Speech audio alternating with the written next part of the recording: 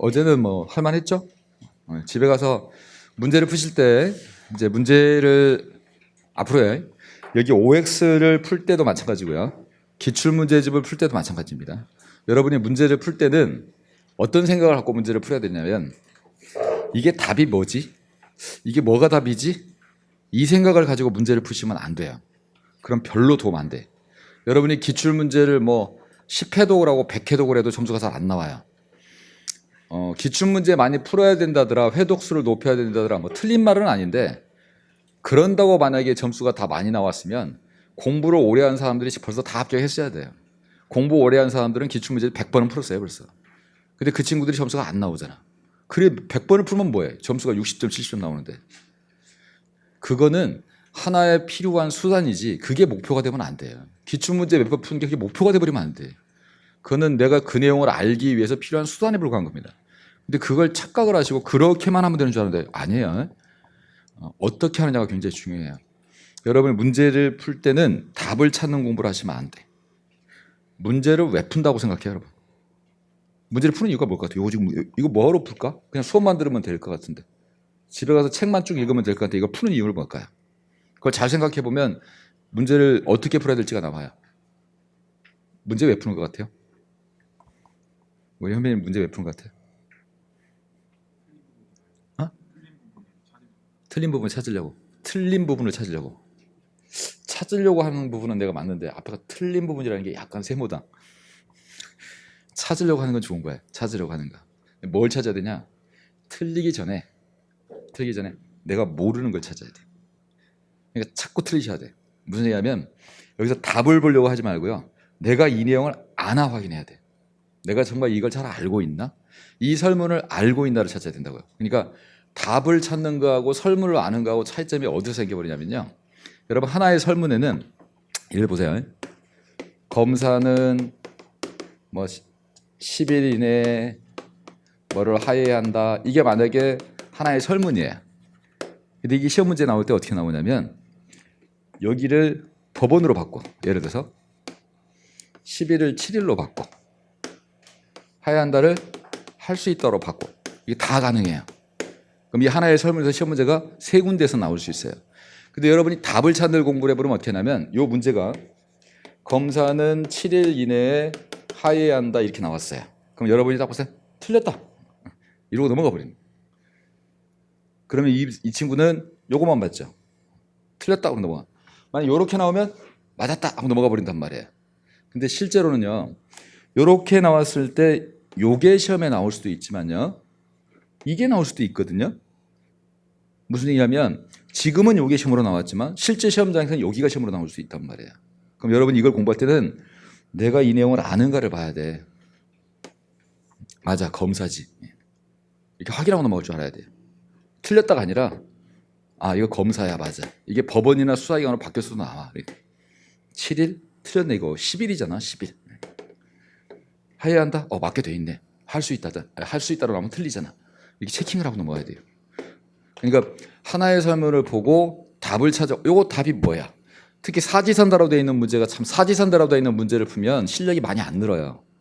근데 풀기는 풀어야 되는데 왜 실제 시험에 사지선다 나오니까. 근데 사지선다는 공부에 별로 도움이 안 되는 문제 중에 가장 도움이 제일 안 되는 문제 중에 사지선다야. 왜냐하면 사지선다는 1, 2, 3, 4 4개 중에 답이 3번이면 3번만 봐. 답이 3번이네. 1, 2, 4번은 지나가 버려요. 그러면 나머지 3개 설문은 하나만 해요. 근데 OX로 하면은 뭐가 좋냐? 문제를 설문을 하나씩 다 보잖아요. 꼼꼼하게 본단 말이에요. 그게 원래 이제 공부하는 데 달라요. 근데 어쨌든 사지선다를 풀 때도 여러분은 OX처럼 푸셔야 돼요. 답이 몇 번이지가 아니라 1번 설문이 어디가 맞고 어디가 틀리게 되는가를 하나씩 꼼꼼하게 보셔야 돼요. 그리고 여기서 시험에 뭐가 나오지? 이 설문까지 이까지 내가 알면서 가야 돼.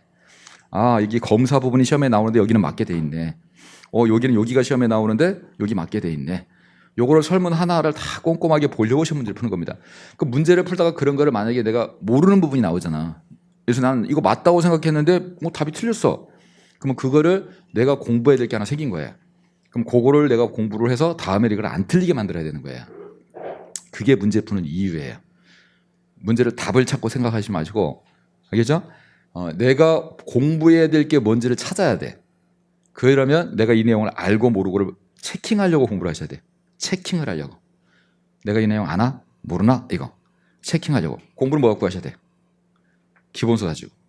책을 가지고 공부하시고 요걸 가지고 공부한 걸 문제를 풀면서 체킹하고 문제 풀다 틀리면 다시 기본서 가서 다시 공부하고 이게 여러분 루틴화가 되어 있어야 돼요.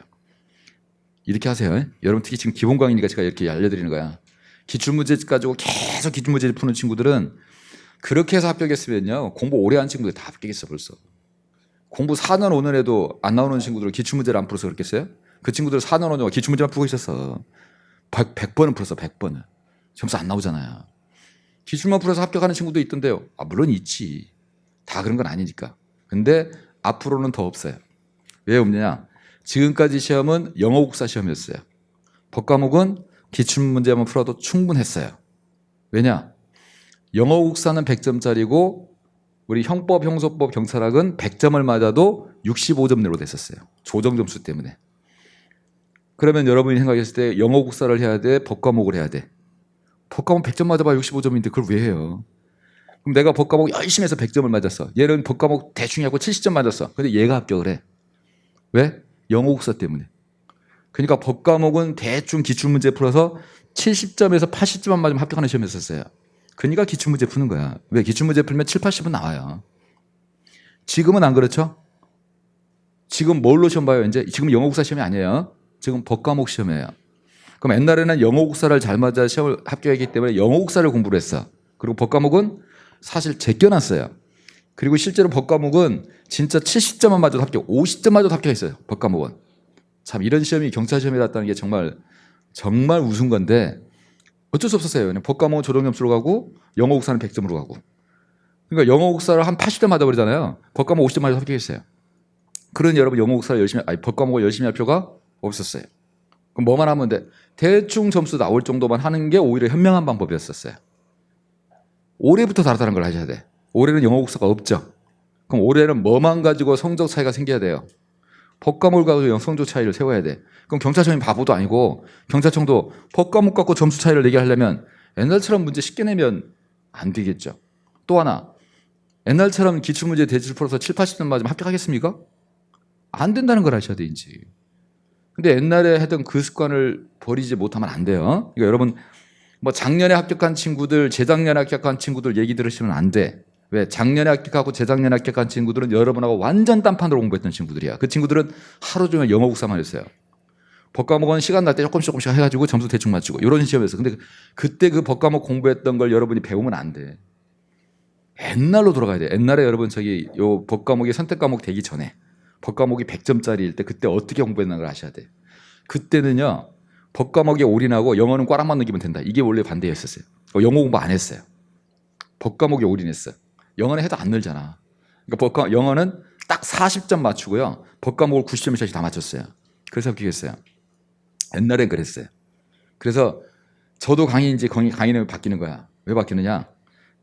작년, 재작년까지는 특히 재작년까지는 작년은 그래도 올해 시험이니까 올해 시험에 대비했으니까 작년에 조금 더 했지만 재작년까지는 보강 한 번도 안 했습니다. 내가 보강을 하는 것이 학생들한테 피해를 주는 거야. 왜? 영어 국사 해야 되는데. 내가 지금 뭐 이거 형사법하라고 보강을 하고 있으면 안 되지. 양 줄여줘야 돼. 하지 마. 틀려도 돼. 이거 틀린다고 너 떨어지는 일 없어. 이거 혹시 나오면 틀려버려. 어려운 거 하지 마. 이렇게 했습니다. 작년부터 바뀌겠죠? 작년부터는 이제 이 법과목을 잘해 합격하는데 하지 마 그러면 떨어지는 얘기밖에 안 되잖아. 작년부터 제가 다시 보강을 하기 시작했어요. 이제 보강해야 돼. 왜? 하나로 더 가르쳐 줘야 돼. 왜? 이거 갖고 당당히 결정되니까. 바뀐다는 거 아셔야 돼. 그럼 여러분도 바뀌어야 돼. 저도 바뀐 것처럼. 저도 옛날에는 어려운 거 안 하고 어려운 거 빼고 보강 안 하고 보강은 내가 힘들어서 안 하는 게 아니라 더 가르치면 안 되는 거야. 법과목은. 영어 국사 해야 되니까. 가능하면 양 줄이고. 지금은 더 해야 돼 이제. 저도 더 해야 되고 여러분도 더 해야 되고. 시험이 바뀌었으니까. 이번 시험도 형사법하고 당연히 결정됐어요. 이게 어차피 지금은 제일 중요한 게 형사법이야. 경찰학도 중요해. 하지만 형사법이 더 중요한 이유가 경찰학은 암기가 많아. 경찰학은 단순 암기가 많기 때문에 암기 싸움이야. 근데 형사법은 이해 싸움이야. 이해력이 필요해. 그러니까 형사법에서는 이해를 하고 안 하고 실력 차이 확 떨어져 버려요. 확 나버려요. 근데 여러분 단순 암기는 아시잖아. 암기는 거의 다 한단 말이야. 그냥 해버리면. 그러니까 경찰학에서는 점수 차이가 잘 나질 않아요. 헌법은 뭐 더 쉽고. 근데 이 형사법은 이해를 해야 되는 문제가 되기 때문에 형사법이 굉장히 중요한 역할을 해요. 그래서 여러분 형사법은 전체 40%지만 문제수로 따지면 40%지만 공부량은 50%에서 55% 하셔야 돼요. 실제 형사법은.